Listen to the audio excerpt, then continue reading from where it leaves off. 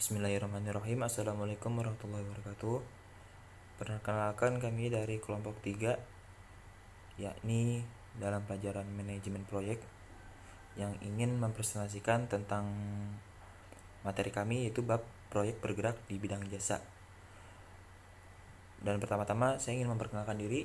Nama saya adalah Hairul Imam dengan NPM 2018 4350 1899 dari kelas R4W. Dan selanjutnya ada teman saya. Assalamualaikum warahmatullahi wabarakatuh.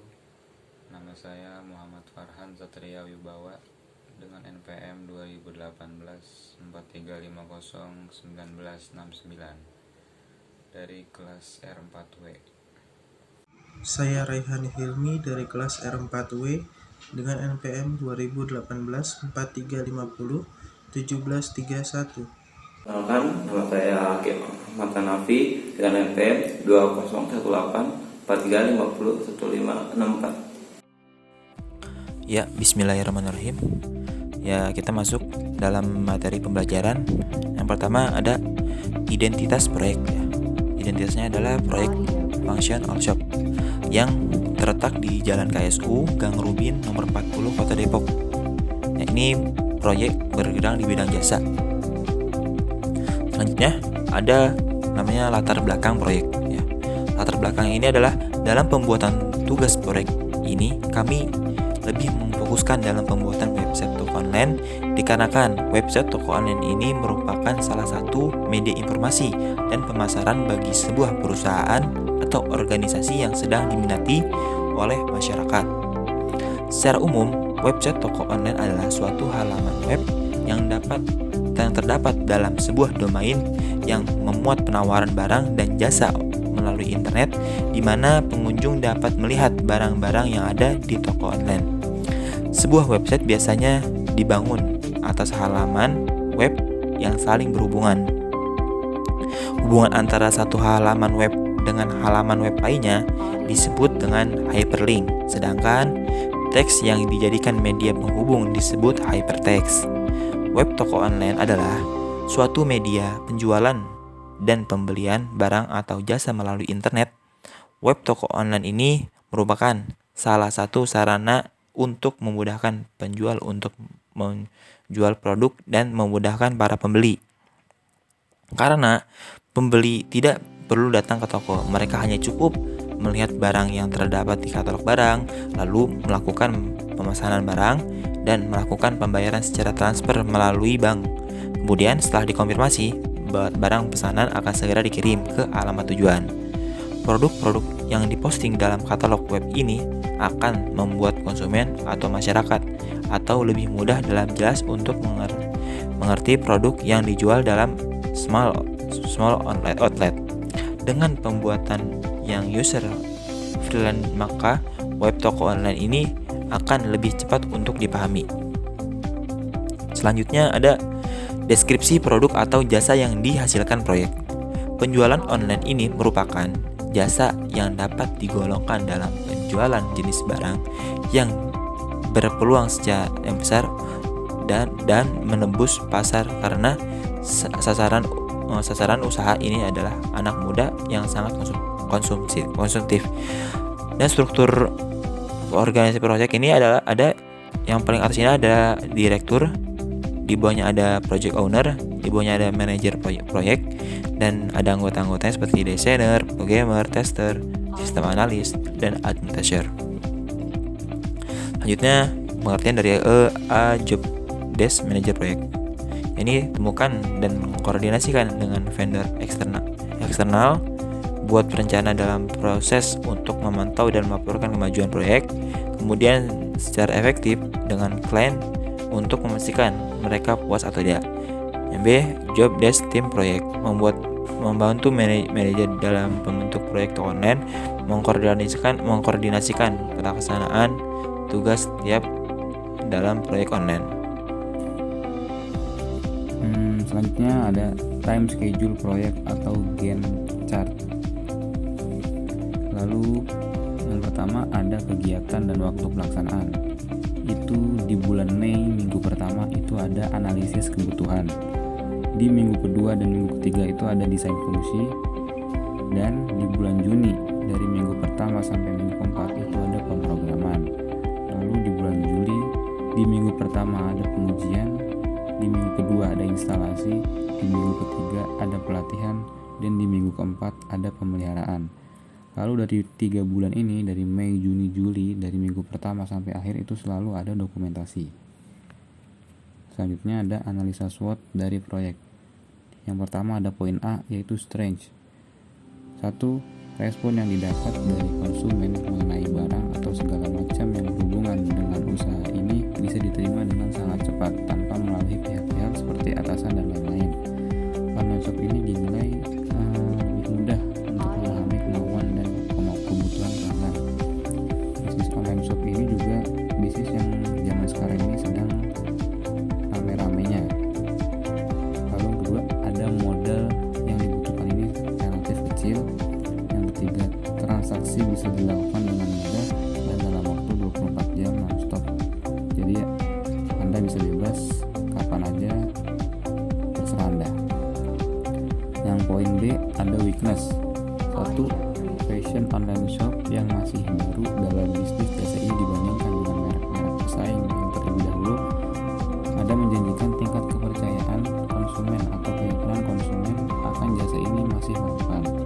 Yang kedua, jumlah sumber daya manusia dalam usaha ini yang terbatas dapat menjadikan kelemahan usaha apabila mengalami peningkatan jumlah permintaan dari pelanggan sehingga yang tidak dapat terlayani dari pelanggan tersebut akan jasa ini lebih memilih untuk pindah ke pesaing. Yang ketiga, hanya bisa menjangkau kota dan masyarakat yang memiliki akses internet. Jadi jika Anda tidak memiliki internet, silakan Anda beli dulu, Anda cari wifi di sekitar Anda. Selanjutnya itu ada poin C, opportunities. Yang pertama, tren yang selalu berganti membuat online shop ini lebih mudah beradaptasi karena online shop ini lebih fleksibel. Lalu yang kedua, ekspansi bisnis yang global. Jadi Anda bisa memesan barang ini dari beberapa negara, itu bisa bebas. Yang ketiga, selalu tersedia setiap hari. Ini yang tadi saya bilang, ini 24 jam Anda bebas mau pesan jam berapa saja, Anda mau melakukan transaksi dan lain-lain. Selanjutnya ini ada poin D, yaitu yang pertama ada pesaing yang sangat banyak, perubahan lingkungan pasar, inovasi produk yang harus selalu dilakukan, tidak adanya privasi karena data pelanggan akan diketahui untuk keperluan pengiriman. Selanjutnya poin G, analisa resiko. Yang pertama ada banyaknya persaingan di bidang yang sama. Selanjutnya keterbatasan waktu pengerjaan proyek dan koordinasi waktu pengerjaan antara rekan tim. Selanjutnya di poin H, yaitu dana yang dibutuhkan. Dana yang dibutuhkan ini dibagi menjadi 2, itu ada poin A dan B. Yang pertama kebutuhan alat. Ini ada 3 uraian, yaitu pembuatan web. Satuannya itu 1 kali dengan harga Rp 6 juta rupiah. Yang kedua penyewaan server. Satuan itu 1 tahun dengan harga Rp1.200.000. Dan yang ketiga ini ada pakaian. Satuannya ini 8 kodi dan mempunyai harga Rp5 juta dan mempunyai total Rp12.200.000. Selanjutnya poin B itu harga proyek. Memiliki 3 uraian. Yang pertama ini aset, memiliki harga Rp12.200.000. Penjualan atau penyewaan dengan kapasitas 12 bulan memiliki harga Rp20 juta.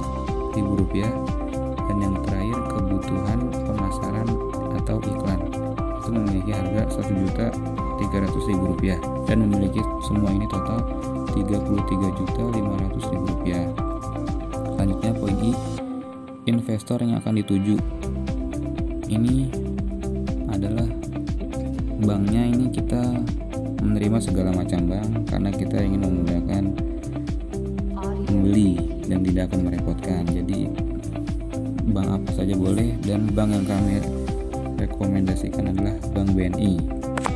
Perjanjian MOU, Surat Perjanjian Kerjasama Usaha Fashion nomor 06/TF/Kerma V/2020. Pada hari ini, Selasa tanggal 5 bulan Mei tahun 2020, bertempat di kota Jakarta, telah ditandatangani perjanjian kerjasama antara nama perusahaan Bank BNI, alamat Jalan Jenderal Sudirman, Kaf 1, Tanah Abang, telepon 02125112218.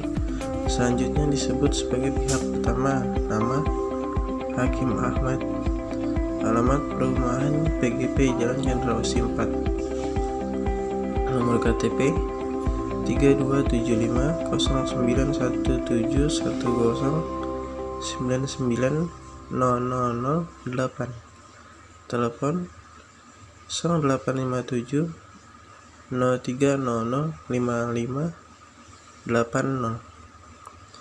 Selanjutnya disebut sebagai pihak kedua. Pihak kedua akan melakukan investasi kepada usaha baru milik pihak kedua, yaitu usaha emas, dan pihak pertama dan pihak kedua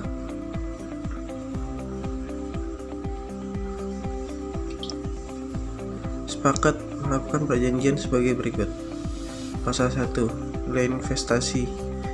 Pihak kedua melakukan investasi sebesar 35 juta rupiah kepada pihak pertama untuk dilakukan pengolahan investasi yang telah diberikan kepada pihak pertama. Pasal 2. Laporan transaksi. Pihak pertama berkewajiban memberikan laporan transaksi keuangan kepada pihak kedua setiap bulannya dengan format laporan soft copy dan diserahkan melalui email. Laporan transaksi keuangan ini akan digunakan sebagai bahan pedoman bahwa posisi transaksi keuangan yang dilakukan oleh pihak pertama dalam keadaan profit, loss, atau tetap. Pasal 3. Penggunaan modal. Pihak kedua akan menggunakan modal tersebut untuk membeli emas yang baru dan menambah jumlah karyawan agar usaha yang semakin berkembang. Selain itu, pihak kedua akan menambah cabang baru di tempat yang berbeda. Pasal 4. Pembagian laba. Profit adalah balance pada akhir periode dikurangi dengan balance awal yang tertera pada awal kontrak dan menghasilkan angka positif. Jika hasil transaksi keuangan pada laporan laba rugi dalam keadaan profit, maka laba transaksi dari akun pihak kedua akan dibagi dengan komposisi pihak pertama sebesar 45% dan pihak kedua sebesar 55%. Mengacu pada laporan keuangan yang tertera pada pasal 2. Transfer profit kepada pihak pertama dilakukan dalam mata uang rupiah dan batas pentransferan profit atau laba kepada pihak kedua tersebut adalah 3 hari sejak pengiriman laporan keuangan dari pihak pertama kepada pihak kedua. Jika hasil transaksi keuangan dalam keadaan tidak memperoleh keuntungan, maka pihak kedua tidak akan menuntut apapun kepada pihak pertama. Pasal 5. Biaya-biaya lain. Biaya-biaya yang timbul yaitu untuk membayar sewa tempat untuk pembukaan usaha emas yang baru. Selain itu juga untuk membayar pekerja yang melakukan renovasi sesuai standar toko yang ditetapkan, untuk membeli peralatan dan perlengkapan di tempat yang baru, pembelian emas yang baru dengan kualitas yang bagus. Pasal 6. Jangka waktu investasi. Jangka waktu perjanjian kerjasama ini adalah 2 tahun terhitung sejak perjanjian ini ditandatangani. Jangka waktu minimalnya sesuai kesepakatan kedua pihak. Jika sudah selesai jangka waktu perjanjian dan ingin memperpanjang, maka dilakukan sesuai kesepakatan kedua belah pihak. Setelah jangka waktu perjanjian kerjasama berakhir, pihak pertama wajib menyerahkan modal investasi yang masih tersisa kepada pihak kedua dalam periode selambat-lambatnya 2 kali 24 jam atau 2 hari. Perpanjangan perjanjian ini disusun dalam surat perjanjian yang baru bermaterai baru. Pasal 7. Penghentian perjanjian kerjasama. Pihak kedua dapat mengajukan permintaan penghentian kerjasama kepada pihak pertama secara sepihak dengan cara memberitahukannya secara tertulis kepada pihak pertama dengan surat dan harus mengembalikan semua modal yang telah diberikan oleh pihak pertama. Ya, sekian video presentasi kami dari kelompok 3. Kurang lebihnya mohon maaf. Apabila kesalahan tolong dimaafkan. Wassalamualaikum warahmatullahi wabarakatuh.